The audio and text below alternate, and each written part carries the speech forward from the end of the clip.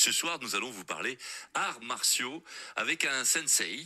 C'est comme ça que l'on qualifie le maître dans le monde du karaté. C'est le sensei Lionel Lefort qui officie à Généton. Il est à Vertou. Bonjour Lionel. Bonjour Jean-Jacques. Et ça vient d'où, sensei? C'est du japonais alors? Alors c'est japonais, ça veut dire professeur, tout simplement, celui qui est né avant, professeur. Voilà. Professeur. D'ailleurs, vous suivez des enseignements assez précis du Japon en quelque sorte. On retrouve chez vous, dans les cours, un aspect un peu, peut-être pas mystique, mais traditionnel. Quoi. Très traditionnel, mystique, sous le code Bushido. C'est très spirituel. Dans le karaté, il y a le do, karaté-do, donc c'est la voie, où chacun cherche sa voie. Et moi, je tiens à... On reste dans cette procédure de holistique, en fait. Holistique, ça veut dire global. Global, avec la recherche spirituelle du karaté, tout en faisant la technique et autres, le karaté, bien sûr. Ouais. Mais tout un panel un peu mystique, oui, tout à fait, mystique. Oui, puis on trouve ça alors avec des enfants, peut-être, parce que vous commencez avec des enfants petits. Vous avez des cours pour les petits. Et déjà, il y a cette approche. Déjà, cette approche, à l'âge de 3 ans à Vertou, à l'école de karaté de Vertou, à 3-4 ans, on commence déjà, alors c'est plus du sport, en fait, de l'approche du karaté, mais surtout la discipline. Ils apprennent la discipline.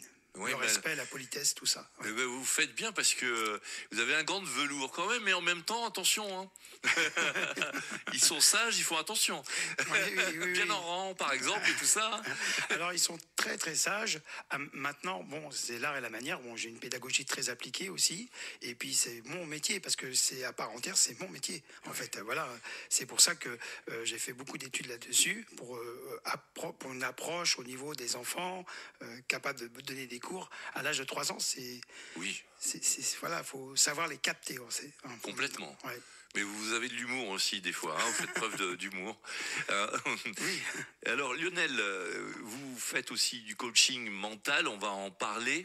Mais je vais continuer sur le karaté, là, parce que vous avez commencé jeune, vous aussi. Oui. Vous vous rappelez comment vous avez commencé? Oui, tout à fait.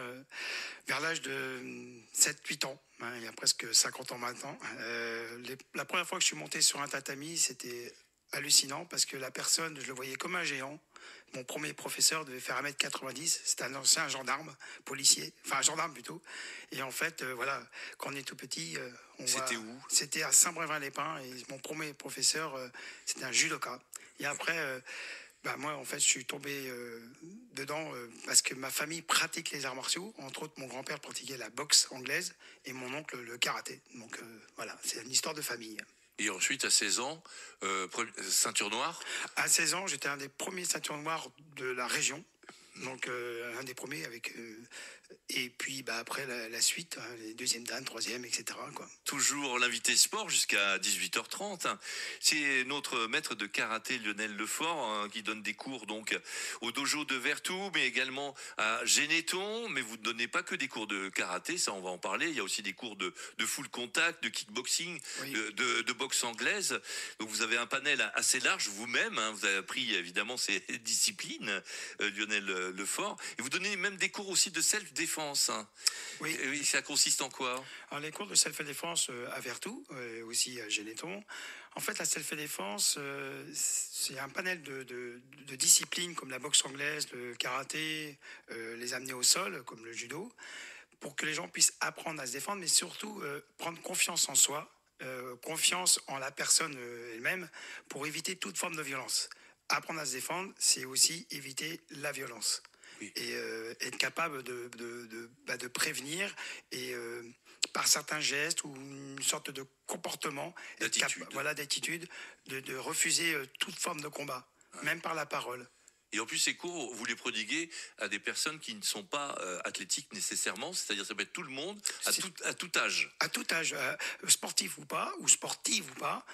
Essentiellement, beaucoup de femmes, j'ai beaucoup de personnes... des femmes qui ont peur éventuellement le soir si elles sortent. Voilà, des jeunes filles de 14-15 ans qui prennent le tram et autres, même si, une sorte d'insécurité peut-être pour elles, en tout cas. Et apprendre à se défendre, c'est aussi regarder l'autre. Est-ce que l'autre est capable de faire quelque chose? C'est être attentif et attentive, bien sûr, à certaines choses. Grâce aux arts martiaux, ouais, bien sûr. Et ça, vous l'avez, ce feeling, c'est normal parce que vous avez travaillé en tant que professionnel en garde rapprochée, Voilà. et comme ça, donc de personnes dans la vie pouvaient être en danger. Oui, oui, tout à fait. Voilà. Et donc vous me disiez que vous arriviez à sentir éventuellement s'il allait se passer quelque chose ou pas. Alors oui, alors c'est une sorte de pressentiment, hein, on peut l'appeler comme on veut, un pressentiment, parce qu'en fait, le danger, c'est une sorte d'énergie qui se crée, en fait. Et là, bah, on peut voir, moi, dans mon métier d'avant, je pouvais, à coup sûr, me dire, il va se passer quelque chose. Alors, c'est un ressenti, un C'est pas pressentiment. avec les yeux, quoi. Non, pas spécialement avec les yeux, on regarde l'ensemble, on doit le regarder avec son âme. Alors, c'est particulier de dire ça, mais c'est une énergie, en fait. On ressent l'énergie chez l'autre personne. Un peu comme les animaux sauvages qui peuvent voir s'ils sont en danger. Et pourtant, le lion qui a mangé ne va pas attaquer. Et les animaux le savent. Et nous, êtres humains, on a perdu ce genre de choses. Et moi, je suis capable, en quelque sorte, avec les arts martiaux, bien sûr, une sorte de pressentiment, un sixième sens, quoi. Et vous êtes déjà arrivé d'intervenir quand vous étiez en protection d'un avocat ou d'un juge? Alors, je peux pas tout dire, mais oui, ça m'est arrivé une fois et justement, j'avais dit à cette personne-là, donc je peux pas le dire, qu'on va prendre les escaliers et non l'ascenseur. J'avais un pressentiment. La personne me dit, ah bon, les escaliers, j'ai dit, je préfère. Et en fait, j'ai bien fait parce que dans l'ascenseur, il y avait la personne qu'on ne devait pas se retrouver. Et dans un espace clos, j'aurais eu du travail. Ouais, c'est Donc j'ai préféré éviter, parce que mon métier, c'était d'éviter toute forme de violence et justement d'intervenir. Ici, Loire-Océan. Le 17-19. Vous avez peut-être un de vos enfants qui vient au dojo de Vertou avec donc ce maître qui est Lionel Lefort, donc il a fait de la protection en rapproché pour des personnes qui pouvaient se retrouver dans des situations délicates. Ah oui. Et oui, hein, que ce soit au niveau de la justice et tout ça. Et aussi, j'ai vu là, je viens de voir à l'instant, mais vous avez été instructeur de combat pour l'armée de l'air. Oui, instructeur de combat pour l'armée de l'air dans la base 721 exactement, à Rochefort et aussi à Cazaux à base 120. Donc oui, je suis. Parce que ça peut servir pour des pilotes de chasse. Ah bah, c'est l'armée. Hein. Il n'y a pas que les pilotes. Il y a tous ceux qui vont pratiquer l'armée vont comprendre que le mot cocoy, ce sont des commandos, donc ils vont se reconnaître. Voilà, j'ai pratiqué, oui, pour eux. Des histoires de combat en fait, hein. C'est du close combat en fait, hein. Ah ouais, bah, c'est vrai que là vous avez un panel assez large, vous me disiez, vous faites du MMA aussi et Oui. tout ça, donc vous êtes toujours en train de vous perfectionner et le mental dans ces disciplines c'est important, c'est peut-être même 50%, vous diriez vous? Voire même plus que ça, parce Ah que oh oui, largement. Plus que savoir vraiment d'avoir la condition physique, En fait, d'avoir les bons gestes. Alors, il faut avoir la condition physique, la technique, enfin le panel hein, technique, bien sûr. Mais le mental, c'est le moteur, en fait. C'est la carte mémoire, la carte qui fait marcher le tout. Et sans mental, il n'y a rien du tout. Et quand je suis parti aux États-Unis, j'ai travaillé justement le mental. Surtout à Los Angeles, quand j'ai pratiqué le MMA, j'ai compris que le mental, c'était un rôle hyper important, quoi. Et j'ai eu des préparateurs physiques, mais surtout mental, pour les combats. Bah, apparemment, bon, le FC Nantes en aurait bien besoin, faudrait que vous vous proposiez, hein, auprès d'Antoine Cambouaré. Hein, des fois, ils sont un peu fragiles. Oui, oui. Alors, vous faites du coaching mental, justement. Voilà, coaching mental. Auprès de grands sportifs, par exemple. Ouais. De grands sportifs, comme. Mais comment vous faites alors pour que ça aille mieux pour eux?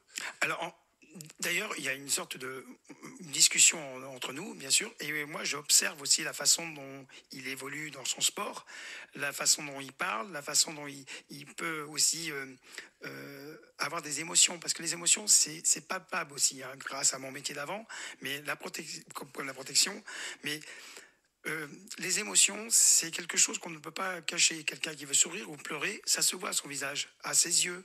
Et moi, je suis capable de détecter et dire, voilà, est-ce que mentalement, tu es capable de monter sur un ring ou de faire un sport ou de courir un 100 mètres? Parce que même si physiquement, il est capable, mentalement, il peut avoir un souci. Par exemple, je ne sais pas, s'il n'a pas dormi la nuit, quelque chose... L'oppresse ouais, aussi. l'oppresse, un décès dans la famille. Manque de confiance en soi. Ça peut être aussi un manque de confiance, un décès dans la famille, peu importe, quelque chose qui est assez lourd pour lui. Et la préparation mentale, c'est être capable de pouvoir pas effacer, hein, mais modérer et préparer la personne à éventuellement à des émotions qui peuvent être là. Et ces émotions nous empêchent d'avancer. Hein, voilà, c'est peur de la pluie, par exemple, on ne sort pas sans son parapluie. Voilà, c'est la peur de l'eau, par exemple. Hein, pour un nageur, c'est quand même compliqué. Oui, Voilà. Donc il faut lui dire que l'eau, c'est pas spécialement dangereux, mais ça peut l'être si on n'est pas attentif. Vous voyez, c'est vraiment ça qu'en fait. La préparation mentale est assez, c'est un grand panel. Hein, c'est assez compliqué aussi. Hein. coach donc mental, mais également donc maître de karaté pour des écoles d'arts martiaux, que ce soit à Vertou ou à Généton. D'ailleurs, vous avez le site vertoukarategénéton.fr. Vous pouvez en savoir plus sur Lionel Lefort et sur ses cours. Il y a même des vidéos. Je vous remercie énormément d'être venu en direct avec nous. Merci, Lionel. merci beaucoup, merci. Sensei. Merci. Et bonne soirée à vous. Merci.